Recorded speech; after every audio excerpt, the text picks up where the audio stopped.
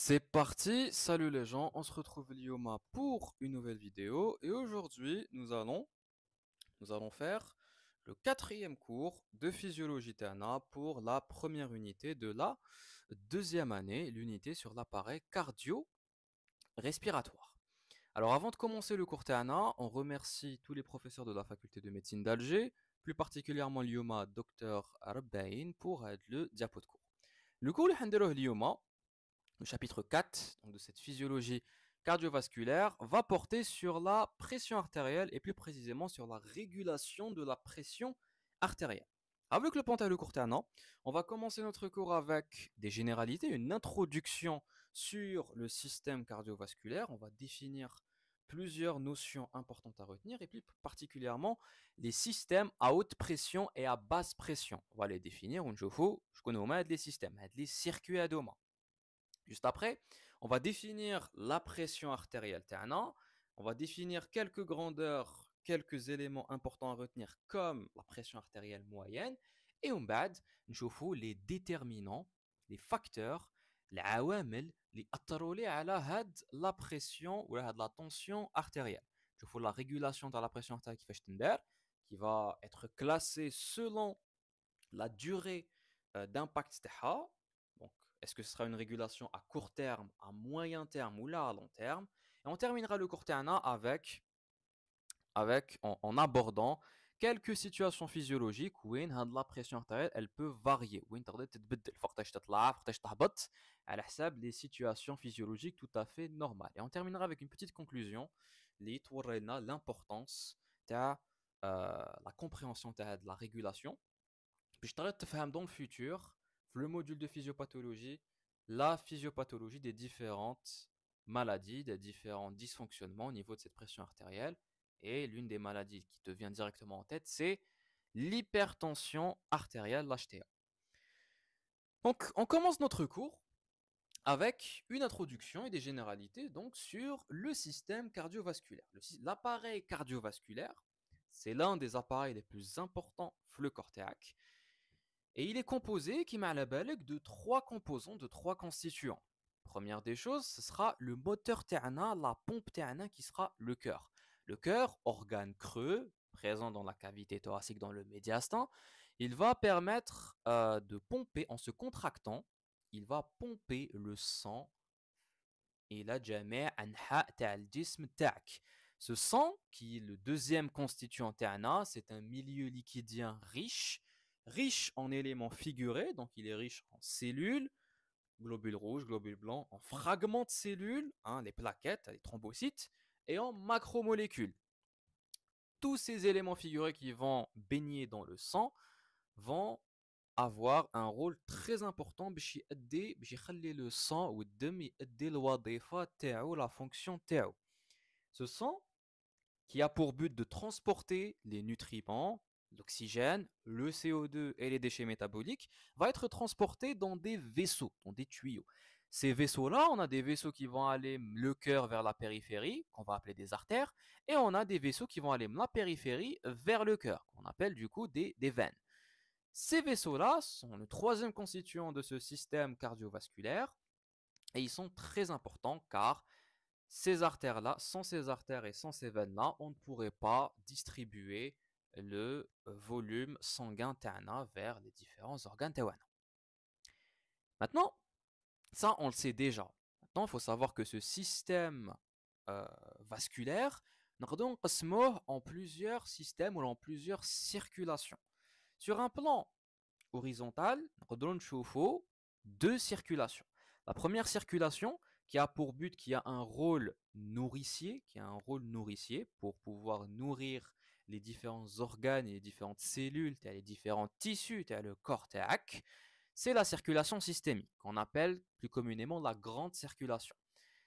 Le ventricule gauche, qui va éjecter du sang oxygéné, du sang riche en oxygène, il va éjecter avec le sang la plus grosse artère de le cortéaque, la première artère qui est l'aorte. L'aorte, par le biais donc de son trajet, de ses branches collatérales, de ses branches terminales et des branches collatérales, donc les artères qui sont nées, va distribuer avec le sang vers les organes et les tissus tels le corps تاعك, avec la formation donc de réseaux capillaires. Une fois que les cellules khadou ce qu'ils avaient à prendre, ils ont pris l'oxygène, ils ont pris les nutriments dont ils avaient besoin, ils vont relâcher, ils mettent d'eau avec le sang, du CO2 et plusieurs déchets métaboliques. Ce sang désoxygéné avec du coup des déchets métaboliques va être récolté par le biais de veines. Ces veines-là, elles vont revenir vers le cœur, vers le côté droit du cœur, où ils sont l'atrium ou la l'oreillette droite par le biais des deux veines caves, la veine cave supérieure et la veine cave inférieure. Ça, c'est la grande circulation. إذا نشوفوا le plan, un autre plan horizontal, on a une deuxième circulation qui cette fois-ci n'a pas un rôle nourricier, mais plutôt un rôle fonctionnel. C'est la circulation pulmonaire. Cette circulation pulmonaire, elle va aller justement le ventricule droit. Oui, on a du sang, du coup, désoxygéné, qui est riche du coup en CO2. J'échange de CO2 avec de l'oxygène. Qu'est-ce que je vais faire? Je vais l'envoyer l'artère pulmonaire qui va transporter le sang veineux, souillé, désoxygéné, qui est pauvre du coup en oxygène, vers les poumons. Au niveau des poumons, les poumons ont un rôle très important, les échanges gazeux. Ils vont permettre de m'échanger le CO2 et l'oxygène. Je vais former du coup des réseaux capillaires à ce niveau-là et récolter un sang. Cette fois-ci, il s'est débarrassé du CO2 ou tammar l'oxygène. Et une fois que je vais récolter avec le sang par le biais des veines pulmonaires qui vont s'abboler au niveau du cœur gauche, au niveau de l'atrium gauche. Et naoud la boucle au niveau du ventricule gauche, mais la circulation systémique. Et donc, ce sont les deux circulations, les deux systèmes, sur un plan horizontal. Sur un plan vertical, sur un plan vertical, ce que tu vois ici à la droite de ton écran, c'est des vaisseaux qui sont colorés ici en rouge et qui vont aller donc du cœur vers la périphérie. C'est le système ou là le circuit, la circulation artérielle. Cette circulation qui va aller donc du ventricule gauche jusqu'à Jamel Anha le corps تاعك, c'est un système artériel qui va transporter du sang oxygéné avec une pression tal'a et une résistance tal'a. C'est ce qu'on appelle le système à haute pression qui va aller donc de l'aorte, du ventricule gauche en systole jusqu'aux artérioles. Les capillaires, c'est là où il y a le système à haute pression تاعي. C'est là où la pression artérielle sera élevée. C'est une pression qui est nécessaire باش يخلي le sang باش يخلي l'écoulement تاع le sang يلحق لي لكاع الانحاء تاع الجسم تاعي vers كاع les organes périphériques. Sur un autre plan vertical, ce que tu observes ici sur la gauche de ton écran qui sont des vaisseaux en bleu, c'est le système veineux, hein, c'est le circuit, la circulation veineuse qui va transporter généralement donc du sang désoxygéné, donc riche en gaz carbonique et pauvre en O2, en oxygène, on dit oxygène pour être plus exact. Et bah, ce sont des vaisseaux qui vont donc avoir une faible pression artérielle. Donc, je m'éloigne du cœur, donc cette pression-là va se dissiper. Si elle était là, si la pression barrière au niveau des veines, on n'aurait pas besoin en fait d'un moteur, d'un cœur pour continuer à battre. Alors ces veines-là, ce système veineux d'ailleurs, va constituer avec la circulation pulmonaire, avec le réseau capillaire, le système qu'on va appeler le système à basse pression. C'est un système où donc on va trouver peu de pression, voire presque pas, au niveau donc des veines, au niveau des capillaires, au niveau de la circulation pulmonaire.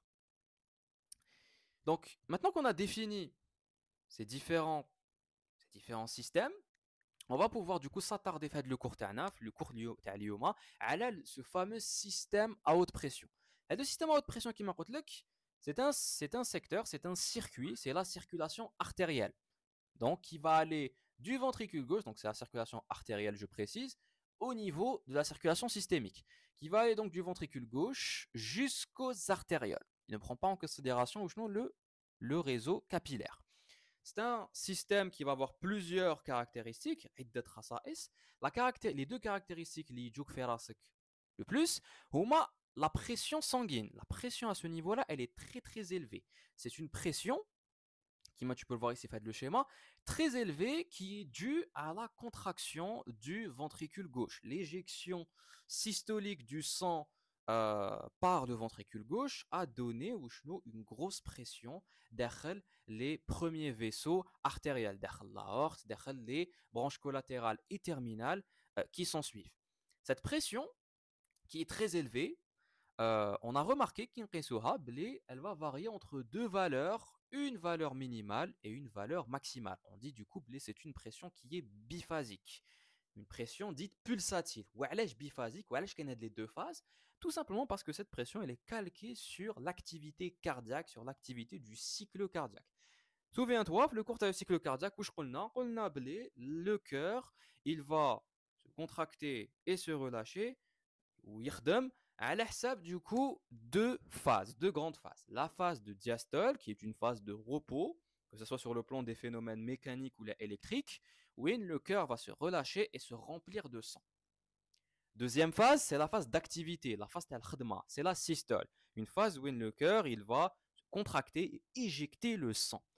Donc tu fais facilement la valeur minimale de la pression sanguine au niveau de ce système à haute pression, c'est la pression dite diastolique. C'est la pression sanguine pendant la phase de diastole, avant le cœur n'éjecte le sang, avant la systole avec l'éjection systolique. Elle est aux alentours de 80 mm de mercure. La valeur maximale qu'on a enregistrée, c'est la pression dite systolique. C'est une valeur juste après ou là pendant l'éjection systolique du sang de la part du ventricule gauche. Et elle tourne aux alentours des 120 mm de mercure. Cette pression élevée, comme tu peux le voir sur le schéma, elle va tendre où je vais m'éloigner, ici à l'aorte, ici à les artères, les artérioles, réseau capillaire, vénules, veines et les grosses veines, qui m'a les veines caves. Comme je peux le voir, la pression aura tendance à baisser, ce qui est logique. Je m'éloigne du cœur, qui est le principal acteur de la pression artérielle. La pression, elle va du coup baisser. Autre caractéristique de système à haute pression, on dit que c'est un système où là, un secteur résistif, ou LH, parce qu'il possède une grosse résistance hémodynamique. Alors, où de la résistance hémodynamique? Il faut savoir que le sang qui va sortir du cœur, sortir du ventricule gauche et circuler dans les vaisseaux, ce sang-là, il aura une direction. Cette direction radiale va être compromise par une résistance, muqawama, avec la friction avec la paroi le vaisseau sanguin à l'artère TI. Cette résistance à dia, on la retrouve, le système à haute pression, et elle va se localiser principalement au niveau des artérioles. C'est au niveau des artérioles que la paroi des vaisseaux sanguins hatzrar, et surtout, c'est à ce niveau-là que le diamètre le vaisseau sera variable. On a ce qu'on appelle une vasomotricité. Je peux neftah le diamètre du coup avec l'artériole, c'est ce qu'on appelle une vasodilatation, ou c'est ce qu'on appelle une vasoconstriction. Au-delà de cette pression élevée, de cette résistance qui caractérise essentiellement le système à haute pression, on a bien sûr la vitesse de l'écoulement du sang. Cette vitesse, qu'on peut voir ici fait le schéma, elle aura tendance à décroître, progressivement au fur et à mesure que je m'éloigne du cœur et que je passe au niveau du système veineux. La surface, la surface totale de nos artères, donc de nos vaisseaux, c'est une caractéristique importante au niveau de ce système, parce qu'elle va avoir tendance à augmenter. La surface de section totale au niveau d'un étage aura tendance à augmenter. Qu'est-ce que ça veut dire? Ça veut dire que au niveau de l'aorte, qui est la première artère, qui a un diamètre conséquent, elle va commencer à se ramifier. Donc un processus de ramification va se faire où l'aorte va nous donner des branches collatérales, des branches terminales, ou donc les branches collatérales terminales vont encore se diviser, se ramifier pour me donner des artères de plus petit calibre, jusqu'à ce qu'on arrive du chemin à des artérioles. Donc les artérioles, je vais avoir un réseau capillaire encore plus petit. Ce qu'on a remarqué au niveau de cette circulation artérielle, c'est que c'est vrai que les artères, une artère principale qui va se ramifier, se diviser pour me donner des artères plus petites, auront des diamètres individuellement plus petites que l'artère principale. Mais au niveau d'un étage, on a remarqué que cette ramification nous donnait une surface totale supérieure à ce qu'on avait avant. La surface de section, la surface les différents vaisseaux, et dès que je les additionne, elle aura augmenté par rapport à un vaisseau qui n'aurait pas, par rapport à l'aorte, elle n'aurait pas, elle ne serait pas ramifiée. En plus de ces caractéristiques, il faut préciser que le système à haute pression va avoir un volume sanguin moindre. C'est un système qui va avoir uniquement 10 à 15% du volume sanguin. La volémie au niveau de ce système, elle est assez faible. Maintenant, il faut maintenant voir le rôle, la fonction de la circulation artérielle et le système à haute pression. Le rôle, la fonction de le système à haute pression, il est double. Premier rôle, il va être assuré par les grosses artères. C'est un rôle de transport, un rôle de conductance. Je vais transporter le sang avec une pression très élevée qui me vient du ventricule gauche. Et ce rôle, cette fonction, elle me vient principalement grâce à un effet qui est l'effet de Windkessel, un effet physique qui a été observé au niveau des grosses artères. On prend comme exemple l'aorte. L'aorte, qui est du coup la première artère et la plus grosse artère du coup, le système artériel TAC, qui me vient directement du ventricule gauche, elle va recevoir le sang éjecté de la part de ce ventricule gauche avec une très grosse pression. Cette pression, pour pouvoir l'encaisser et la restituer, l'aorte, alhamdoulilah, d'un point de vue histologique, la paroi taha ma'amra les fibres élastiques. On parle ici du coup d'artères élastiques. Ces fibres élastiques permettent à ce vaisseau, donc à cette artère aortique, de se distendre, qui m'a fait le schéma. Quand il va recevoir Quand elle va recevoir le sang du ventricule gauche, cette pression ADIA ne va pas déchirer l'aorte, malgré que c'est une pression élevée. Ce qui va se passer, c'est que l'aorte, avec les fibres élastiques, va permettre elle va être distendue. Et l'élasticité de l'aorte va permettre non seulement d'encaisser la pression et de ne pas se déchirer, mais en plus de transporter efficacement le sang. Parce que juste après, on a remarqué que une fois que l'aorte a été distendue au niveau de ce segment, elle va revenir à sa position initiale, et cette distorsion, il va avancer en même temps que le sang. C'est ça l'effet Windkessel qui est permis grâce à la composition histologique. La composition histologique de la paroi de l'artère aortique qui est riche en fibres élastiques. Donc cet effet de Windkessel, il est très très important car il permet le rôle, la conductance du sang avec la pression sanguine grâce du coup à l'élasticité de ces grosses artères. On dit aussi que à de l'aorte, ou les gros vaisseaux artériels qui sont donc élastiques, عندهم une bonne compliance. La propriété de compliance, on la retrouve très peu au niveau du système à haute pression. On dit que c'est un système qui est très peu compliant, mais on la retrouve essentiellement ici au niveau des grosses artères. Alors, où il y a la compliance? La compliance, il y a la capacité d'adaptation. D'un point de vue hadara, d'un point de vue langage, quand on parle d'une structure ou la bonia qui est compliante, c'est une structure qui va s'adapter à la AFSA. L'estique, par exemple, c'est une structure compliante. L'estique, il a une position de base, pour qu'il s'adapte à une structure. L'estique, باش نشد دراهم كيف نقدر نجعدو نلويه على هذوك لي بيي تاع دراهم ويشد هذيك la position. C'est une structure qui va s'adapter. C'est ça une structure compliante. Donc ici, l'artère aortique, c'est une artère compliante parce qu'elle est capable du coup de se distendre باش يتخلي le sang يجوز. Ça, c'est une particularité, tu as les grosses artères élastiques. Mais si on parle du système à haute pression en tant que tel, on va dire qu'il est peu compliant. On dit qu'il est peu compliant parce que comparément au système veineux qui lui a une paroi beaucoup plus fine. Et bah, le système veineux, on dit que c'est un système beaucoup plus compliant que le système artériel à haute pression. Ça, c'est un détail intéressant et important à garder en tête. Maintenant, le deuxième rôle, la deuxième fonction de la circulation artérielle, du système à haute pression, en plus de transporter le sang, d'avoir un rôle de conductance, il y a aussi un rôle de distribution. Et cette fois-ci, ce n'est pas les grosses artères qui vont s'en occuper, c'est les artérioles. On a un débit sanguin, un débit cardiaque qui est arrivé, qui a été éjecté au niveau des grosses artères, au niveau de l'aorte, par exemple. Ce débit sanguin, il doit être distribué les organes, les tissus qui ont des besoins en oxygène et en nutriments. Ils ont besoin de sang. Qu'est-ce qui va permettre de distribuer équitablement ce débit sanguin?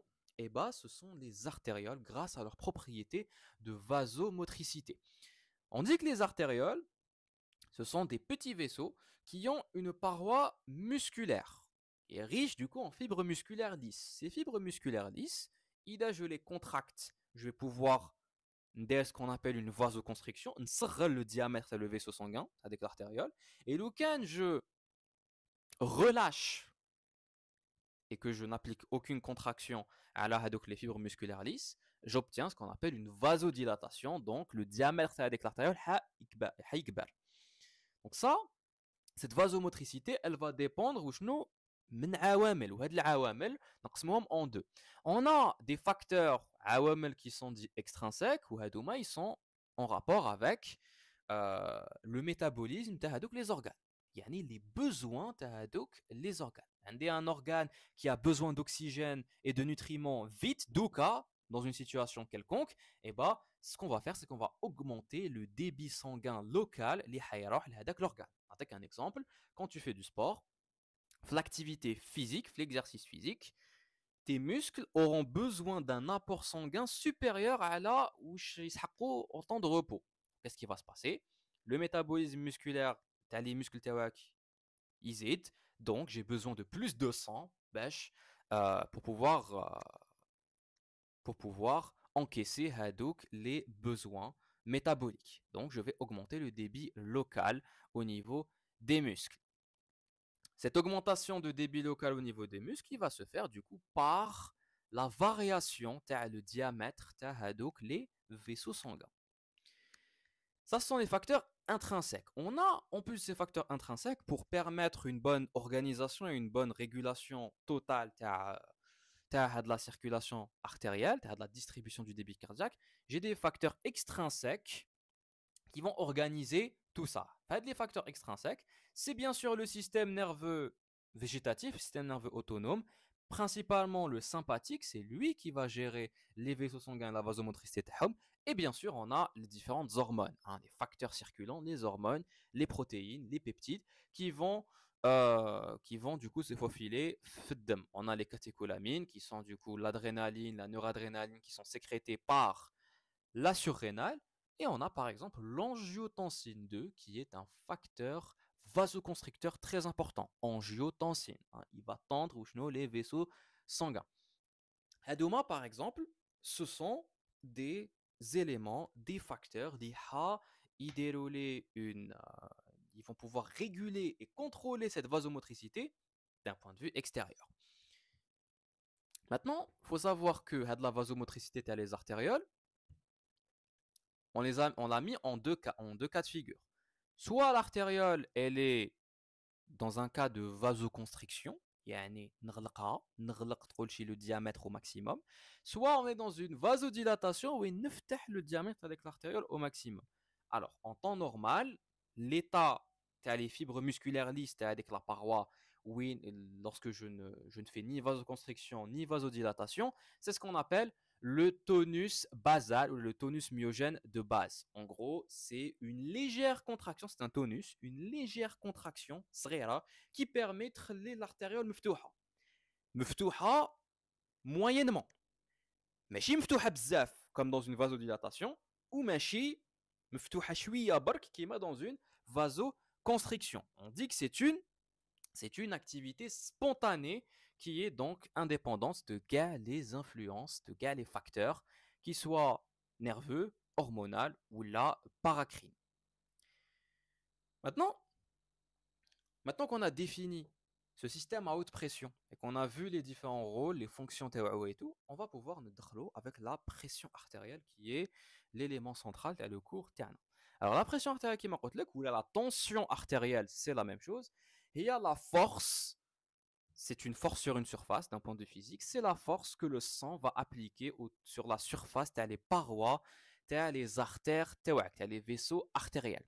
Cette pression artérielle, c'est une grandeur très importante, c'est un paramètre très important pour la santé, le système cardiovasculaire, parce que il permet déjà de un de garder les artères mftouhines et distendues, de un, et de 2, cette pression-là, elle est nécessaire, car elle me vient du cœur, elle est nécessaire pour permettre au sang de s'écouler ou يلحق vers كاع الأنحاء تاع الجسم تاعك, parce que le corps تاعك كبير, et automatiquement, pour que le sang ne stagne pas من التحت على de la gravité, j'ai besoin d'un cœur qui puisse pomper, éjecter avec le sang avec une pression suffisante باش يخلي هذاك لو سون يلحق لي لكاع الانحاء تاع الجسم تاعي et éviter donc les ischémies ou là éviter du coup que certaines zones, certaines régions de le corps ne soient pas bien irriguées ou là ne soient pas bien vascularisées.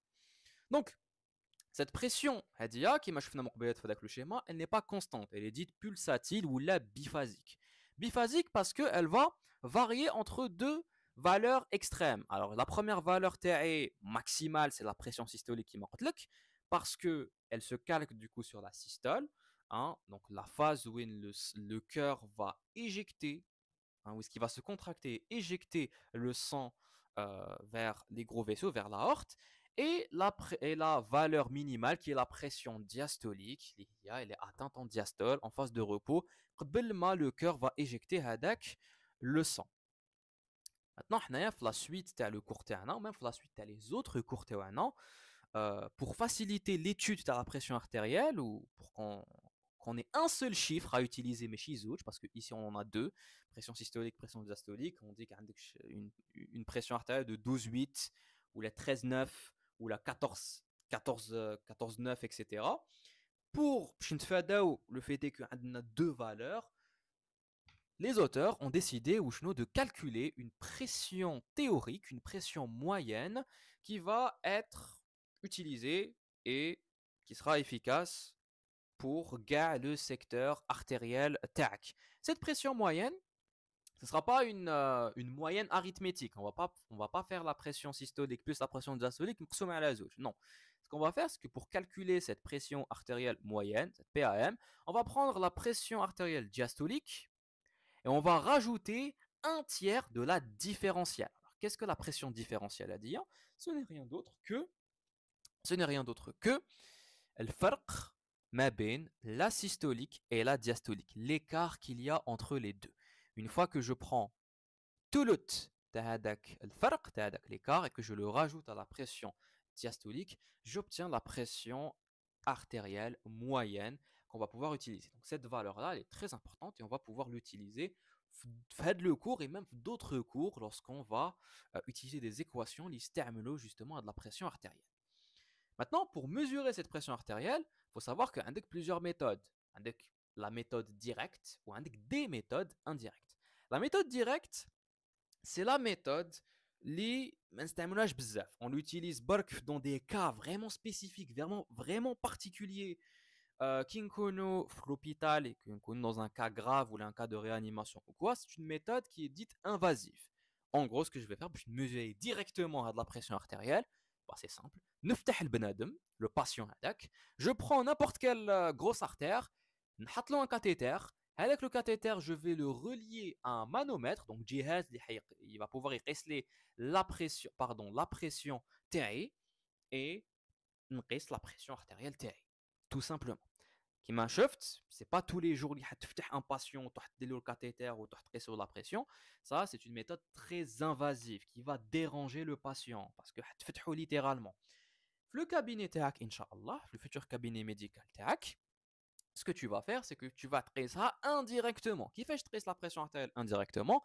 La méthode l'INTA en tant que médecin tu vas utiliser, ce sera la méthode qu'on appelle la méthode auscultatoire avec un brassard. Attention. Alors, le principe, il est très très simple. Je vais نلبس le patient تاعي un brassard gonflable qui peut gonfler, qui a pour but ou genou de comprimer l'artère humérale. L'artère humérale qui elle passe au niveau de ton bras. Ce que je vais faire, c'est que je vais gonfler avec le brassard jusqu'à ce que la pression théo soit suffisamment élevée pour qu'il puisse comprimer presque totalement l'artère humérale. Quand je comprime bzaf l'artère humérale avec une pression qui est supérieure à la pression systolique. Ici, il y a 150 par exemple, 150 mm de mercure. Quand j'ai bien serré, bien gonflé avec le brassard, ce qui se passe, c'est que le sang, il va arrêter de s'écouler momentanément. Pendant un moment, j'ai bloqué la circulation sanguine au niveau de l'artère humérale. Qu'est-ce que je vais faire? Le but de c'est quoi? Le but de c'est que en créant de la compression NDA, en créant cette sténose, je vais essayer de créer une turbulence. Le flux du sang, je vais essayer de نرجعه audible, je vais dégonfler progressivement avec le brassard, نقص la pression, حتى وين la pression تاع le brassard تكون inférieure la pression تاع le sang. Et qui تكون inférieure, le sang va passer. Et le but تاعي c'est que j'ai mon stéthoscope, le stéthoscope تاعي نحطه juste تحت le brassard باش نقدر نسمع le flux turbulent sanguin. Parce qu'en temps normal, quand tu mets un stéthoscope, tu ne vas rien entendre. Parce que le flux à le sang, il n'est pas turbulent, fait le moment. Lucan, tu crées justement de la compression, juste après le sang, le sang, il va être, le flux va être audible. Dès que je commence à entendre avec les sons, ça veut dire que le sang il est en train de passer, ça veut dire que il y a la pression systolique, la pression maximale. Je continue à dégonfler, la pression TAE تنقص, et à partir du moment où je n'arrive plus à entendre aucun son, هنايا راني لحقت la pression diastolique, la version minimale. Donc هنايا مع هذا البنادم راني نشوف بلي عنده une pression artérielle de 12,7. Parce que en clinique نستعملوا le centimètre de mercure généralement. Tu vas pas lui dire 120-70, حتقولوا 12,7. Ça, c'est la méthode indirecte Lula. La deuxième méthode indirecte, c'est en utilisant des systèmes ou des brassards dits automatiques. Ça, c'est ce que tu as en tant que patient, mais en tant que médecin. Tu as un appareil ou là, une espèce de brassard automatique. Tu as le bras تاعك, au niveau de ton bras, et tu l'actives ou il te calcule la pression artérielle.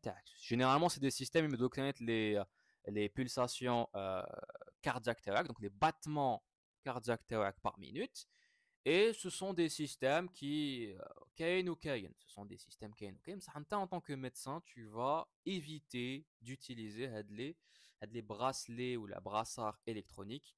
Toujours en tant que médecin, on privilégie la méthode manuelle, la prise de tension ou de pression artérielle manuelle, pour être le plus fiable possible, pour qu'on ait le résultat ou la valeur la plus fiable possible.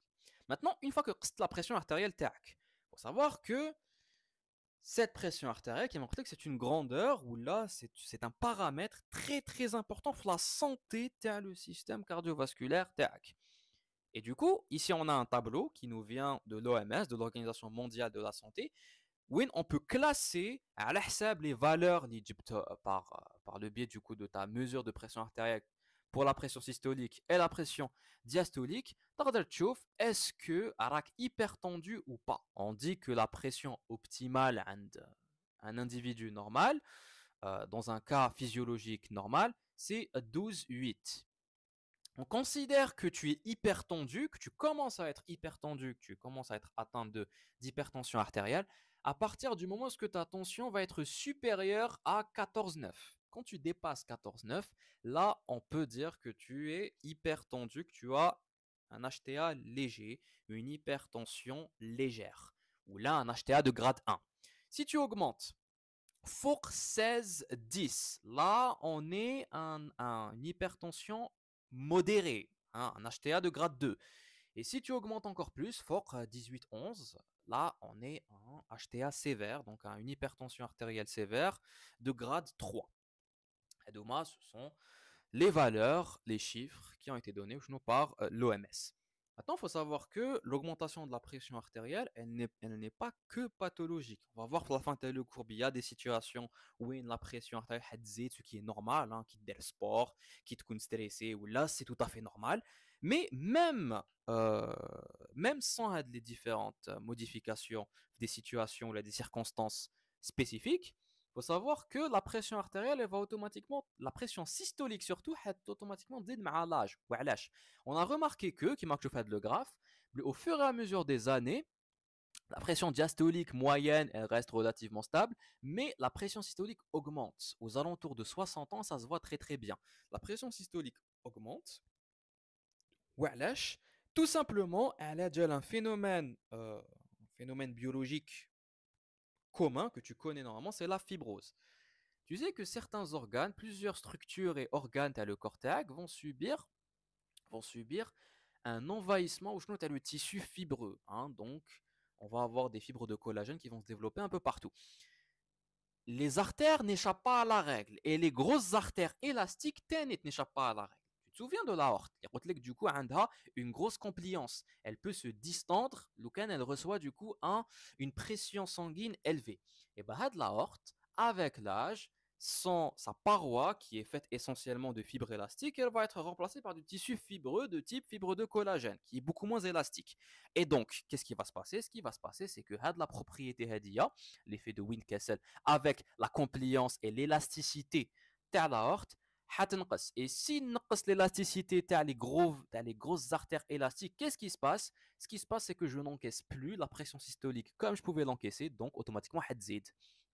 Ça arrive avec l'âge. Maintenant qu'on a vu ça, on va pouvoir étudier en profondeur le titre tel le cours TANA, qui est la régulation de la pression artérielle. Comment est-ce qu'on régule justement ce paramètre physiologique très très important? Déjà, pour réguler la pression artérielle, il faut déjà voir où on va la réguler. Quels sont les facteurs, les awamel li hayattrou li alayha? C'est ce qu'on appelle les déterminants de la pression artérielle. Ces déterminants, on peut les résumer très logiquement avec deux éléments. La pression artérielle, par définition, c'est la pression, la force que le sang va appliquer sur la paroi des vaisseaux. Donc, ce sera le sang et les parois des vaisseaux qui vont impacter cette pression artérielle. Pour le sang, on a la volémie sanguine, la quantité de sang disponible dans le secteur artériel TAE, et le débit cardiaque, la quantité de sang qui va sortir. On va résumer ça avec le débit cardiaque. Le débit cardiaque, il donne un cours à l'air en physio, c'était le cours l'IFET. C'est la quantité de sang, le volume de sang qui va sortir du cœur dans une minute ou là dans un délai de temps, dans une période déterminée. Donc ce débit, il impacte bien sûr cette pression artérielle. Si j'augmente le débit cardiaque, donc la quantité de sang ou la volémie sanguine de manière générale, la pression artérielle هتزيد. إذا نقصها la pression artérielle هتنقص. Deuxième élément qui va impacter, deuxième déterminant de la pression artérielle, ce sont les vaisseaux. Et les vaisseaux qui ils vont avoir une résistance, مقاومة, يقاوموا le sens de l'écoulement de الدم. Cette résistance les vaisseaux, on va la résumer avec les vaisseaux principalement les artérioles, hein, c'est là où est-ce que sera la résistance, et on va l'appeler la résistance périphérique totale. Une fois que les deux déterminants, le débit cardiaque et la résistance périphérique totale, je peux donc une équation, la pression artérielle moyenne. Et cette équation, il faut savoir qu'elle se rapproche, ou là, elle est par analogie à la la loi d'Ohm, اللي نستعملوها في تريسيتي في les circuits électriques. La loi d'Ohm, comme tu peux te rappeler, وعلاش on a fait cette analogie avec la loi d'Ohm?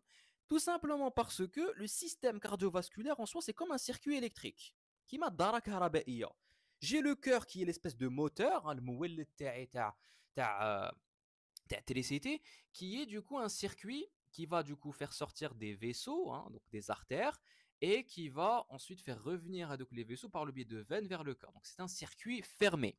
Ce circuit fermé, donc, on peut faire l'analogie, نشابهوا هذا le circuit fermé avec دارة كهربائية, avec un circuit électrique. Et donc, la loi d'Ohm qui m'a la بالك, c'est le voltage التوتر اللي هو يساوي التيار مضروب في المقاومة. Donc, le voltage qui est donc égal à التيار الكهربائي fois المقاومة تاعي. Et bah ça c'est on peut du coup ndéro cette analogie avec le débit cardiaque qui est donc le flux de sang qui va passer اللي هو du coup التيار الكهربائي et les résistances périphériques totales qui sont donc la résistance المقاومة تاعي d'un point de vue électrique. Maintenant qu'on a cette l'équation, on va voir les déterminants, chacun de ces déterminants, qui va les déterminer. On commence avec le débit cardiaque. C'est un cours donné des gens, on va y aller très rapidement. Le débit cardiaque, on a dit, ce n'est rien d'autre que le volume de sang, le volume d'éjection systolique qui va sortir le ventricule gauche par minute. Donc, مضروب fois la fréquence cardiaque par minute. Automatiquement, tout ce qui va augmenter la fréquence cardiaque ou tout ce qui va augmenter le volume d'éjection systolique, eh ben, il va augmenter la pression artérielle, ce qui paraît logique. Donc, le débit cardiaque, il est influencé par les changements, la variabilité, la fréquence cardiaque, et le volume d'éjection systolique. Qui fait le volume d'éjection systolique? Soit en qui نبدل la contractilité تاع le ventricule gauche. Une meilleure contraction va faire en sorte que le volume de sang اللي حيخرج sera plus élevé. Ou là, par le biais du retour veineux. Plus le sang veineux il va revenir vers le cœur, plus donc le volume qui va sortir du cœur il sera élevé, qui est logique. Deuxième déterminant, c'est la résistance périphérique totale, c'est les résistances artérielle. Cette résistance, elle est localisée au niveau des artérioles principalement. Et cette résistance, il y a plusieurs éléments, plusieurs facteurs qui peuvent du coup déterminer de la résistance. Alors, on va prendre le canon de Poisseuil, la loi de Poisseuil. Poisseuil, il vient te dire, en étudiant la mécanique les fluides et tout, il vient te dire que quand tu as un vaisseau, un tube, un tuyau, peu importe, qui va faire transporter un fluide, la résistance que le fluide va rencontrer quand il va passer à travers avec le vaisseau, eh ben, elle va respecter l'équation المعادلة. La résistance est donc égale à 8 fois la longueur L le vaisseau fois état qui n'est rien d'autre que la viscosité avec le fluide maximum à la pi fois R puissance 4. Et donc, qu'est-ce qu'on remarque? On remarque que cette résistance, la résistance que le sang, ici sera le sang qui va être transporté vers les vaisseaux, le sang qui va s'écouler dans une direction particulière d'un vaisseau, cette résistance qui va rencontrer, elle est déterminée par la longueur du vaisseau qui, elle, n'est pas variable, c'est une constante, donc on ne va pas s'intéresser à l'EA. La viscosité du sang. Plus le sang est visqueux, plus la résistance va être élevée. Alors la viscosité de le sang, elle peut varier dans des cas pathologiques, parce que comme on a le sang, c'est un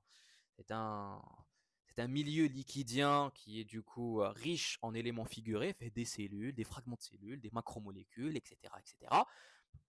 Automatiquement, les éléments figurés, par exemple, je rajoute plus de globules rouges.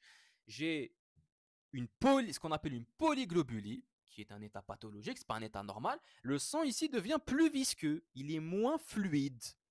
Et ça, lorsque le sang est plus visqueux, la résistance zid.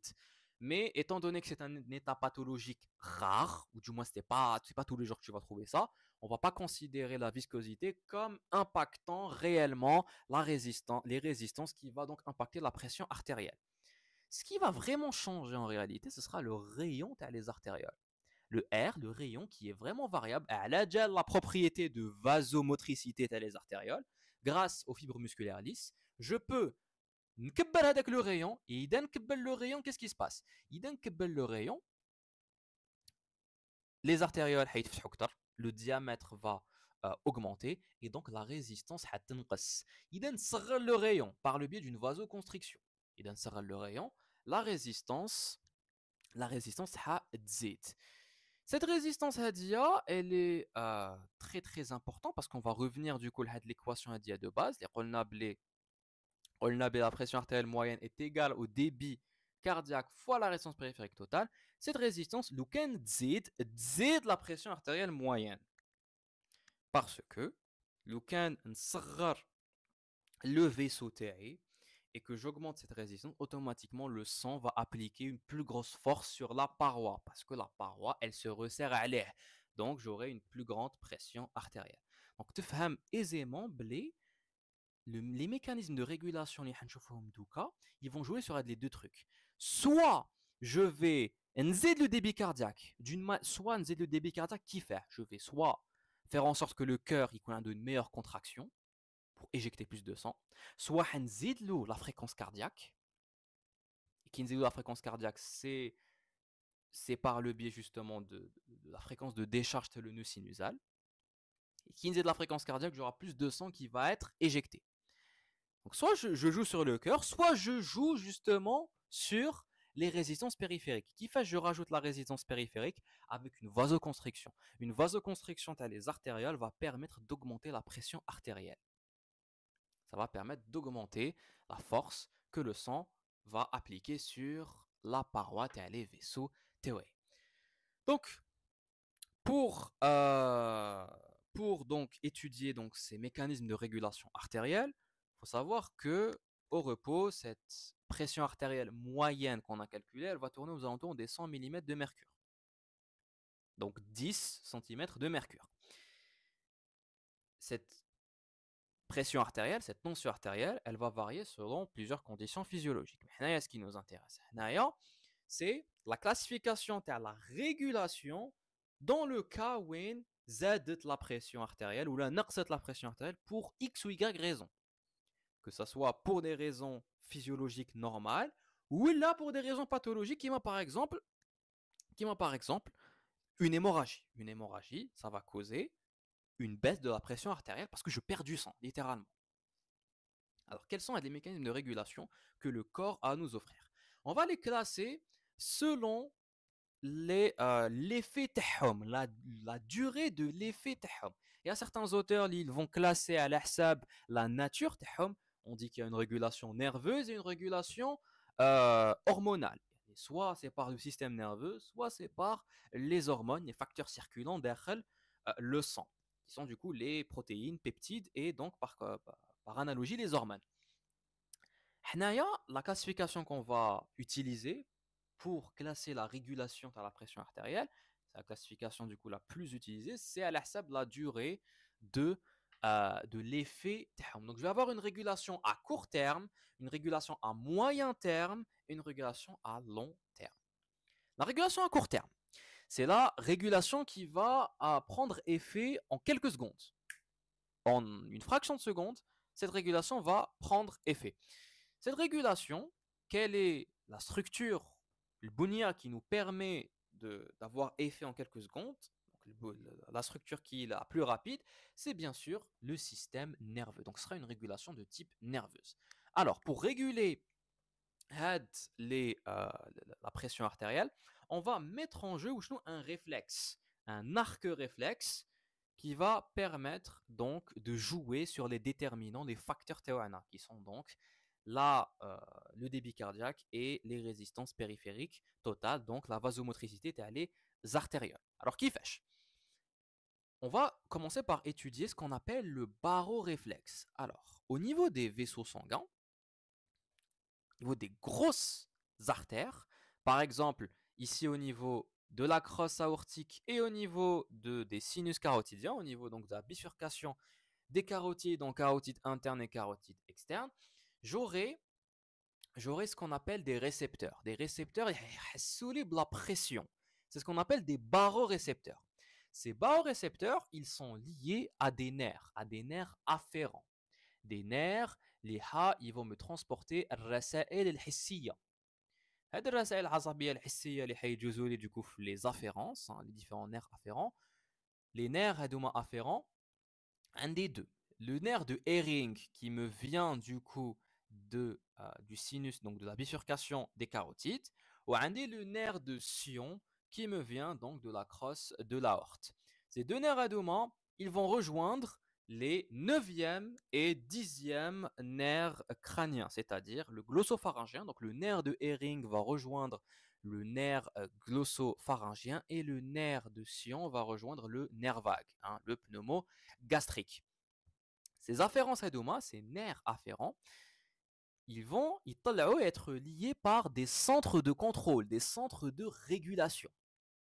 Ces centres de régulation, pour le système cardiovasculaire, pour la pression artérielle, on en a 3, et ce sont des centres qui se situent au niveau du bulbe rachidien.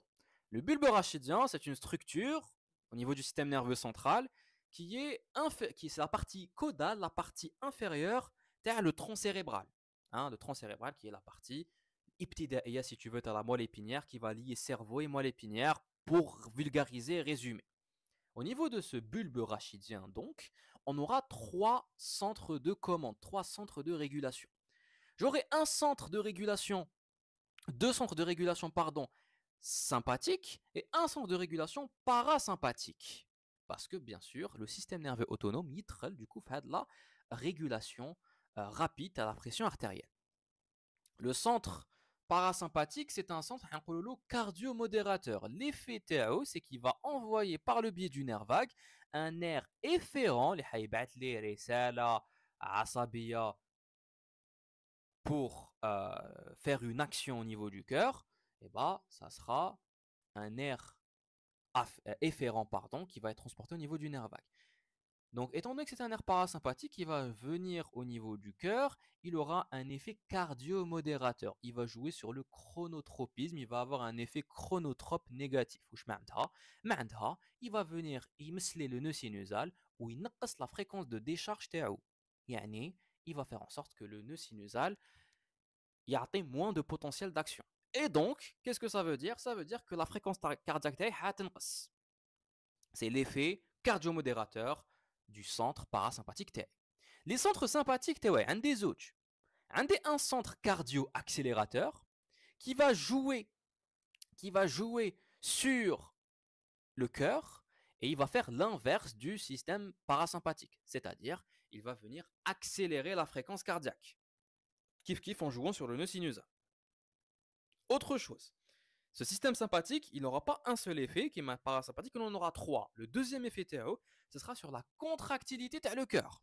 Il va jouer sur la contractilité myocardique de le ventricule gauche. Et troisième effet, le système sympathique TAE a un autre centre de contrôle qu'on va appeler le centre de régulation vasomoteur. Et hadaya, il va envoyer un nerf efférent, les muscles lisses, les vaisseaux sanguins TAE. L'action TAO, ce sera une vasoconstriction. L'action du sympathique, de ce centre de régulation et de ce nerf sympathique, va avoir pour effet de contracter les muscles lisses pour avoir une vasoconstriction et donc le diamètre de le vaisseau sanguin TAI.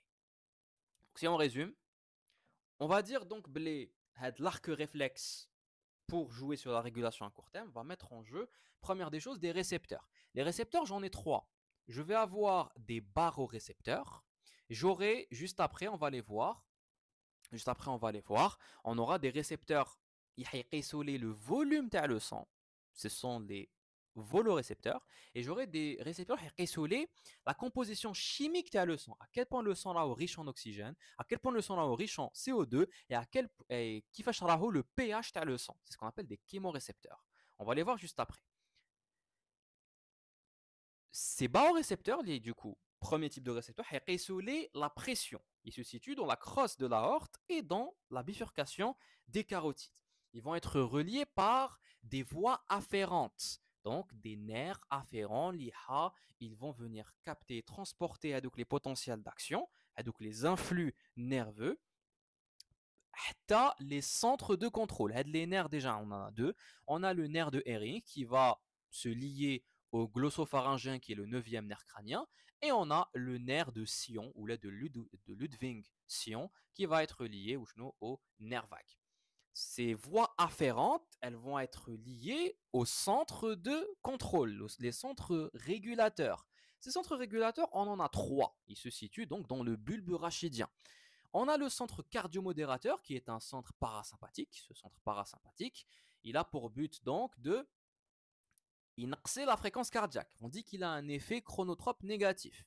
Et on a ensuite deux centres sympathiques. Un centre cardio-accélérateur qui va jouer sur le cœur ténète. Il va accélérer la fréquence cardiaque.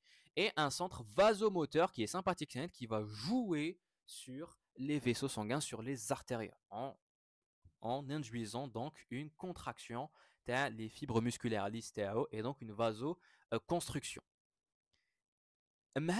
Les centres régulateurs, les centres de régulation cardiovasculaire, ils des voies efférentes, des nerfs efférents. Ce sont des nerfs, des voies nerveuses qui vont cheminer dans les nerfs, dans le nerf vague, parasympathique, et dans les nerfs sympathiques. Ils vont jouer sur les effecteurs tahom. Et les effecteurs, ce sera quoi? Ce sera le nœud sinusal, et ce sera sur et ce sera du coup sur le myocarde ventriculaire et sur les muscles lisses les artérioles تاوعي. هادو هما les effecteurs اللي je vais نأثر عليهم par le biais d'un flux nerveux.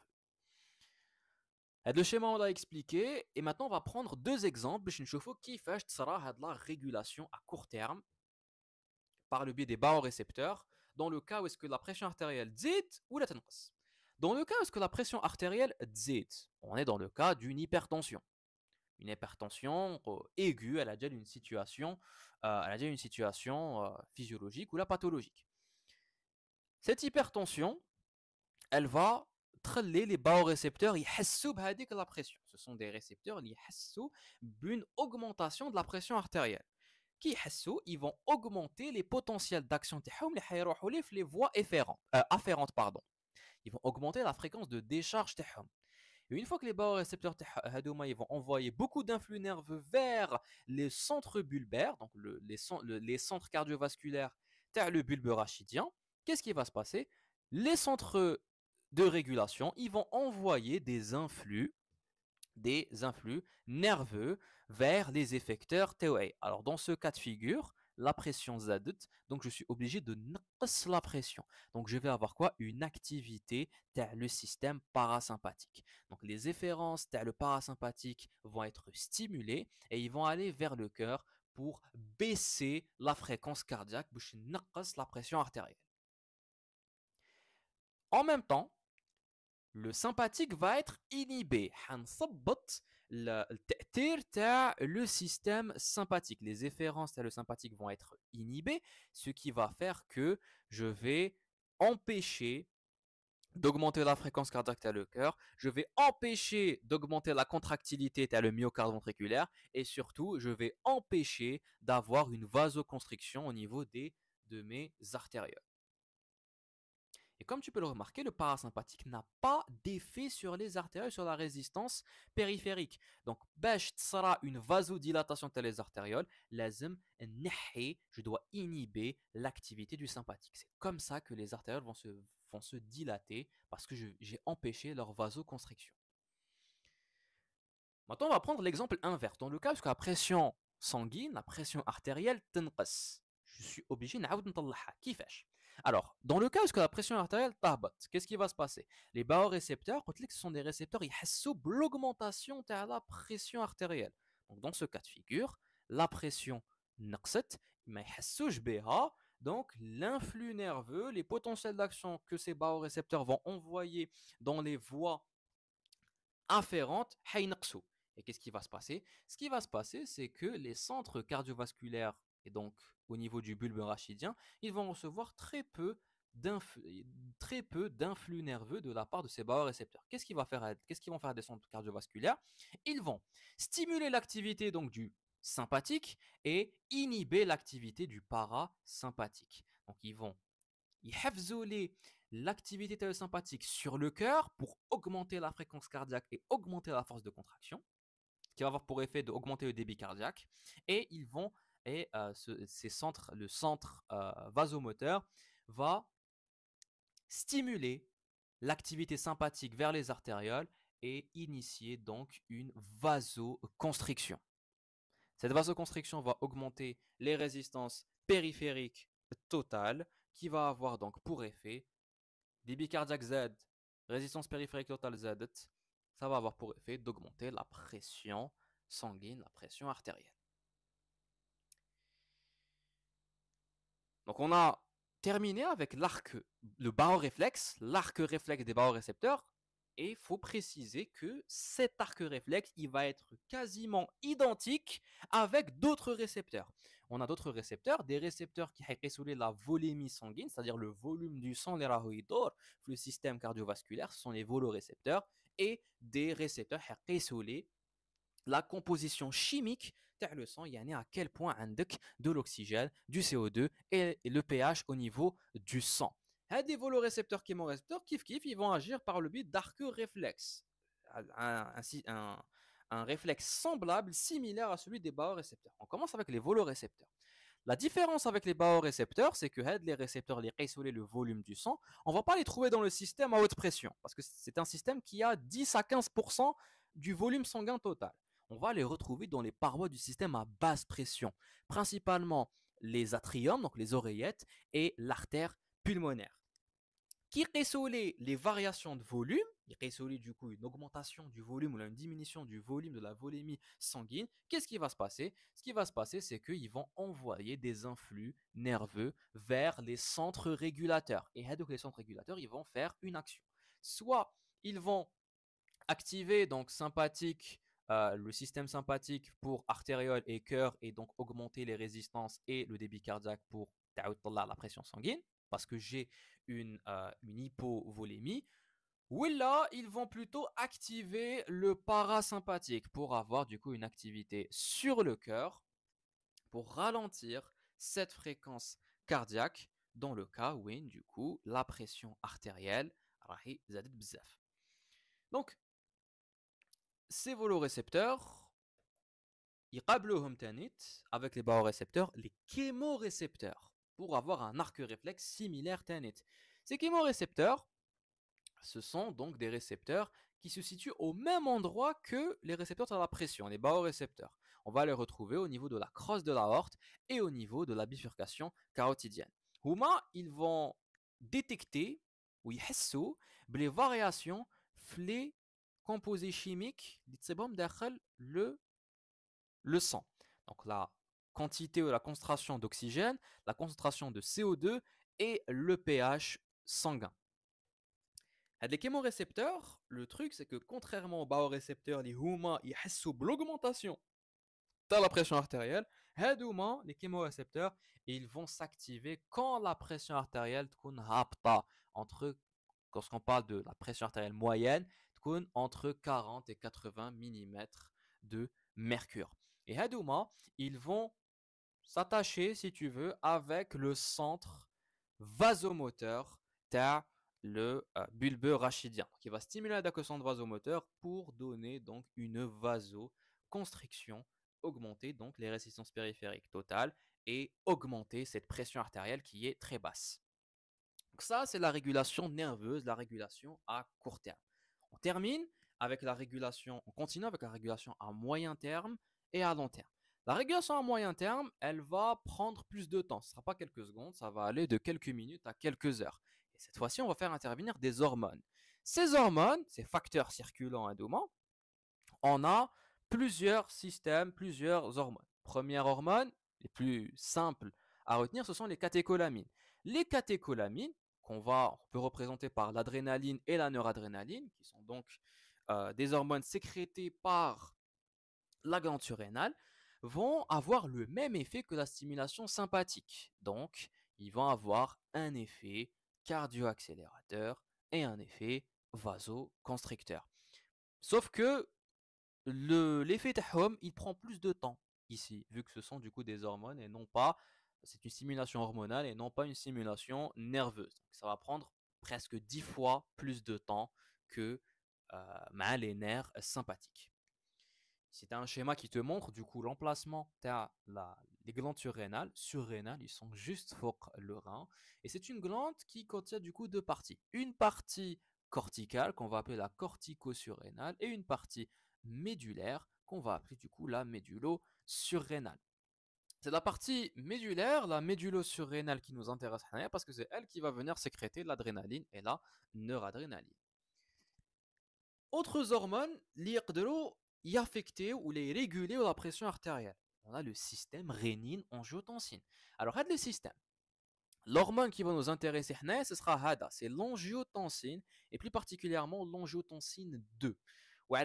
Parce que c'est une hormone qui, son nom l'indique, angiotensine, elle va appliquer une tension à les vaisseaux. C'est une hormone qui va permettre d'avoir une vasoconstriction importante. C'est un puissant agent vasoconstricteur qui va être sécrété dans le cas d'une diminution de la pression artérielle. Alors, qui fait cette angiotensine 2 va être sécrétée. Il faut savoir qu'au niveau du rein, le rein, il a la diminution de la pression artérielle. Plusieurs manières. Il a du coup une diminution de la pression artérielle normale, ou il surtout il bleu débit sodé tao, yani la quantité de sodium qui va être retrouvée au niveau au niveau du rein, au niveau des tubules, au niveau du tubule distal du rein. Cette quantité de sodium, qu'on appelle donc le débit sodé au niveau du rein, le rein, il va l'interpréter avec la quantité de sodium qu'il va retrouver derrière le tubule distal tao, il va l'interpréter avec le volume de le sang et la pression artérielle. Si j'ai beaucoup de sodium, j'ai un débit sodé élevé au niveau donc du rein, il va considérer qu'il n'y a aucun problème avec la volémie sanguine, avec la pression artérielle. Par contre, dans le cas où le sodium, le débit sodé au niveau du rein est qu'on rabote, le rein va considérer que qu'il y a un problème avec la volémie sanguine ou là avec la pression artérielle. Problème de volémie, ça veut dire que le volume de sang là est hypovolémie, ou là que la pression artérielle est naqsa. De toute façon, les deux sont liés. Une hypovolémie va me donner une hypotension. Donc, lorsque le rein est badché, et il va du coup voir qu'il y a un problème avec la volémie sanguine et surtout avec la pression artérielle, il va sécréter une enzyme qu'on va appeler la rénine. Elle sort justement du rein. C'est une enzyme qui me vient de l'appareil juxtaglomérulaire au niveau du rein. Cette rénine, elle va avoir un rôle important parce que c'est une enzyme qui va permettre de transformer l'angiotensinogène qui nous vient du foie, qui a été fabriqué et sécrété au niveau du foie, en angiotensine 1 ou l'angiotensine 2, angiotensine 1. Cette angiotensine 1 va être transformée en angiotensine 2 par une autre enzyme, l'enzyme de conversion TH. Et c'est cette angiotensine 2, cet agent vasoconstricteur, l'inshaqqoh, pour permettre justement la vasoconstriction des artérioles. Et cette vasoconstriction va permettre justement d'augmenter la pression artérielle.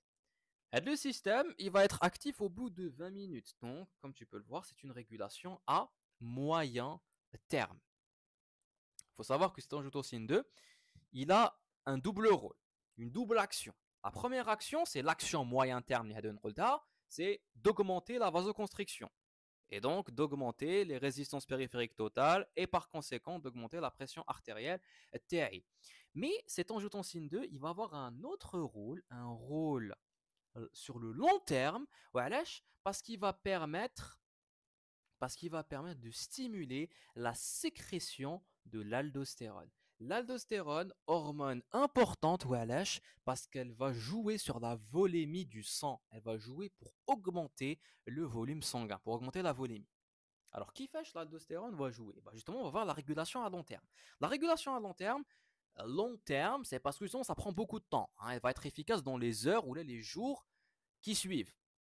Cette régulation, elle est directement liée à la volémie. On dit même que c'est une régulation rénale, parce que c'est le rein qui va énormément jouer sur ça.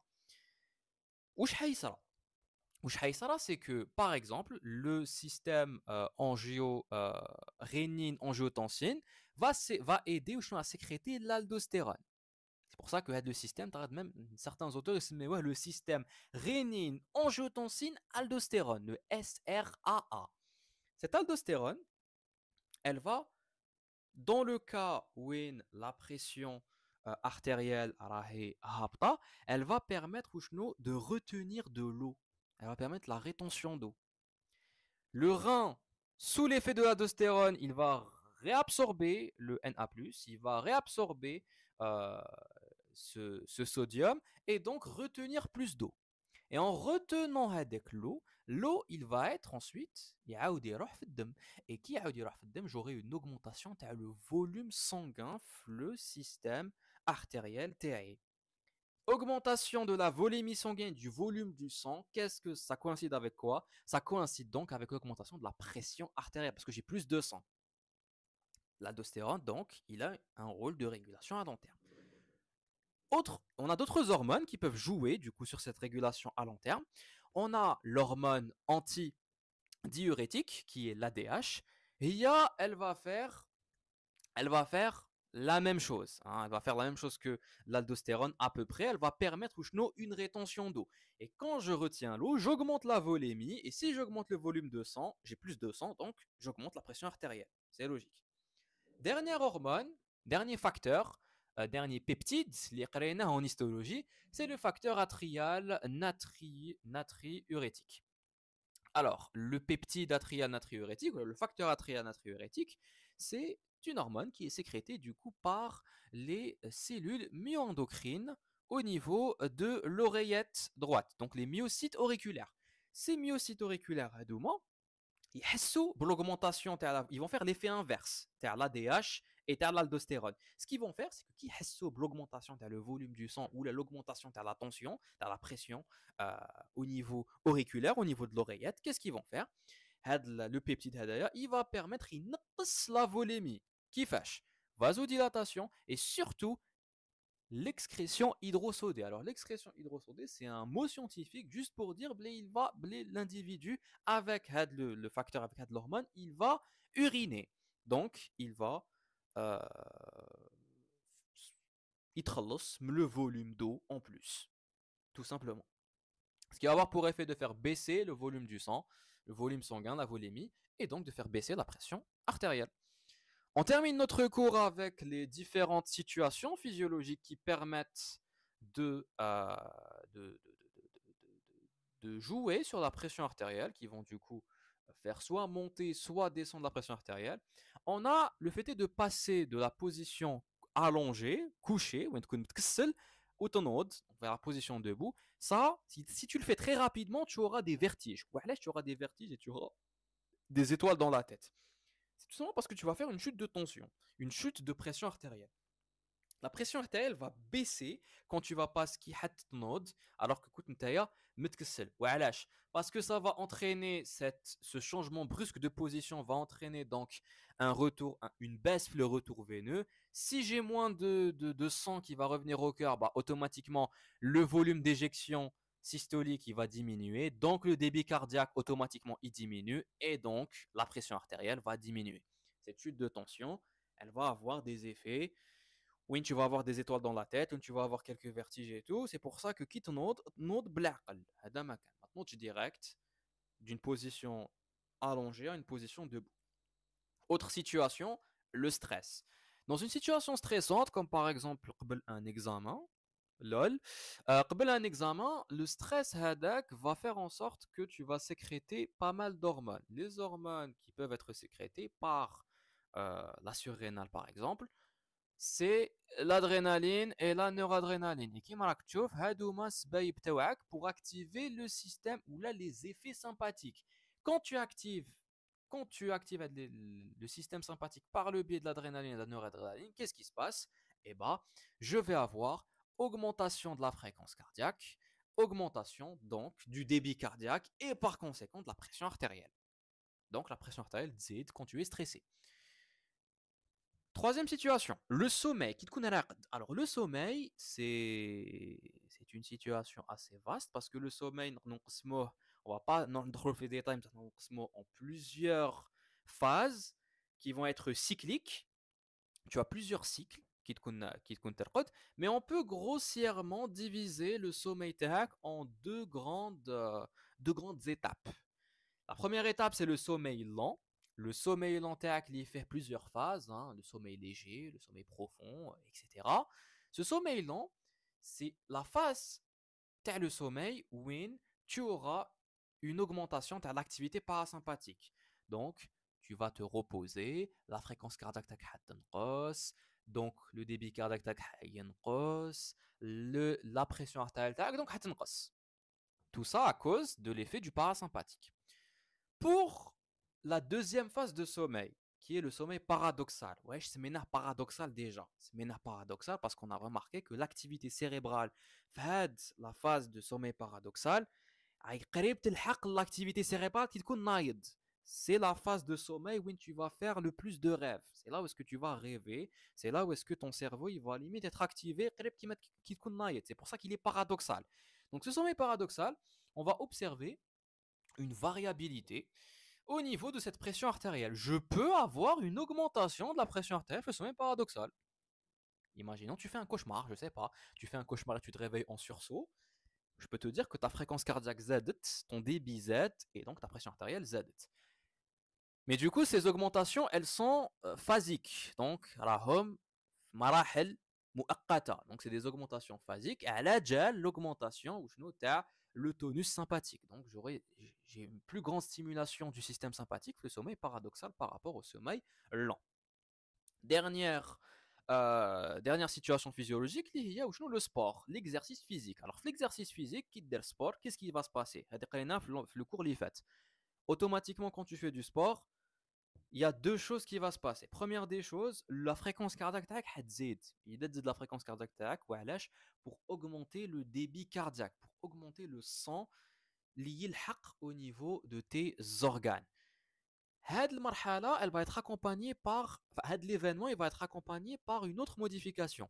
C'est la vasodilatation. Les vaisseaux qui vont se dilater de un, je t'arrêterai de la chaleur parce que quand tu fais du sport, ce qui est logique, évacuer la chaleur et aussi pour laisser le sang idiose, un meilleur écoulement du sang. Ok, mais cette vasodilatation va avoir pour effet de faire baisser la pression, le sang sur les parois, donc la pression artérielle. Tu vas me dire, Ida le DBZ, la résistance inexo. Qu'est-ce qui va se passer? Eh bah, c'est très simple. La pression va augmenter. La pression artérielle va augmenter quand tu fais du sport. Ou lâche. Parce que l'augmentation de le débit cardiaque, rahi ktar, la baisse de les résistances périphériques totales. Donc automatiquement, le débit cardiaque va augmenter plus et donc la pression artérielle va augmenter encore plus. On termine notre cours avec un petit schéma, un petit tableau qui nous montre les débits locaux, hein, le débit sanguin local au niveau de certains organes, la phase de repos et la phase de sport quand tu fais un exercice intense. Alors, il y a un truc très important à remarquer. Bon, tu peux voir ici le débit en millilitres par minute, hein, 650 millilitres par minute pour le cerveau, 215 millilitres par minute pour le cœur. Ça, c'est pas intéressant. Ce qui nous intéresse, c'est les pourcentages. 13% pour le cerveau, 4%, 20% pour les muscles squelettiques dans un état de repos.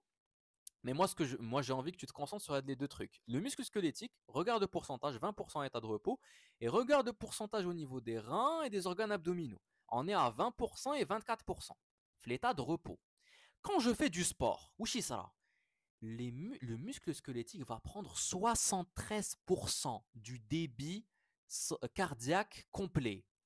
73%. Et alors, je les organes abdominaux et les reins, 3%, 3%. Ça veut dire quoi?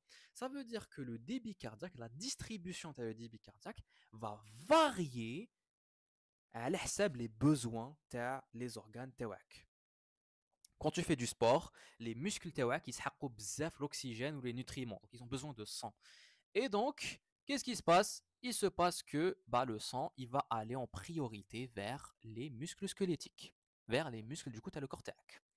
Et le sang, le débit sanguin va être négligé au niveau des organes, par exemple digestifs. Au niveau des organes abdominaux, on est à 24%, alors on a 3%. Même les reins, ils étaient à 20%, on est passé à 3% net.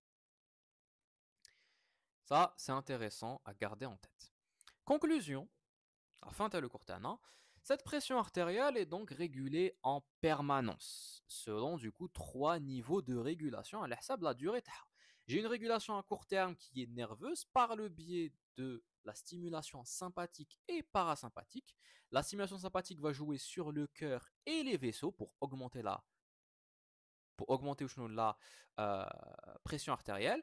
Et le parasympathique va avoir uniquement l'action sur le cœur et surtout une action chronotrope bulk sur le cœur, mais c'est une action inotrope. L'action inotrope, elle est faite par le sympathique pour augmenter la contractilité de le cœur. À moyen terme, j'ai une régulation qui est dite humorale. Humoral, ça veut dire c'est un équivalent de hormonal. Voilà, parce que les hormones et les différents peptides, protéines qui vont jouer sur ça, ils vont circuler au niveau du sang. Sang qui est donc un liquide physiologique, tu as le cortéac. Liquide physiologique, donc n'importe quoi qui va passer dans les liquides physiologiques, on dit qu'il est humoral. À moyen terme, donc, on a le système rénine, angiotensine, aldostérone. L'aldostérone, il est beaucoup plus à long terme, il faut que tu le gardes en tête. Et les catécholamines avec d'autres hormones comme, euh, comme le facteur natrio-urétique. Facteur atria natrio-urétique. À long terme, c'est une stimulation ou une régulation de type rénal qui a pour but de contrôler la volémie du sang, la volémie sanguine. Ce cours, donc ces connaissances, la régulation de la pression artérielle, c'est très important de le garder en tête parce que connaître la physiologie de la pression artérielle, c'est pouvoir mieux comprendre la physiopathologie de l'hypertension artérielle, de l'HTA, et surtout comprendre qui fait que les différents médicaments vont jouer. Pour jouer par exemple sur la vasomotricité, la vasomotricité, la pression artérielle, tu peux utiliser des inhibiteurs de l'enzyme convertisseur, tu as l'angiotensine par exemple. Pour jouer sur le métabolisme sodé, yani sur le sodium, pour jouer sur la volémie, la pression artérielle. Qui fait je peux utiliser des diurétiques. Les diurétiques, ils vont faire quoi? Ils vont permettre d'uriner, donc littéralement d'uriner, et donc de du volume, la volémie. Et je peux jouer sur l'inotropisme, la contractilité, tu as le myocarde, et la fréquence cardiaque, tu as le cœur, avec des bêta-bloquants. Donc ça, on le verra plus en détail les cours sur la physiopathologie de l'HTA, donc de l'hypertension artérielle, et aussi en pharmaco pour parler un petit peu de ces différentes classes de médicaments. En tout cas, j'espère que le cours vous a plu. On se retrouve une prochaine fois, Inch'Allah, pour une prochaine vidéo. Portez-vous bien. Wassalamu alaikum wa rahmatullah.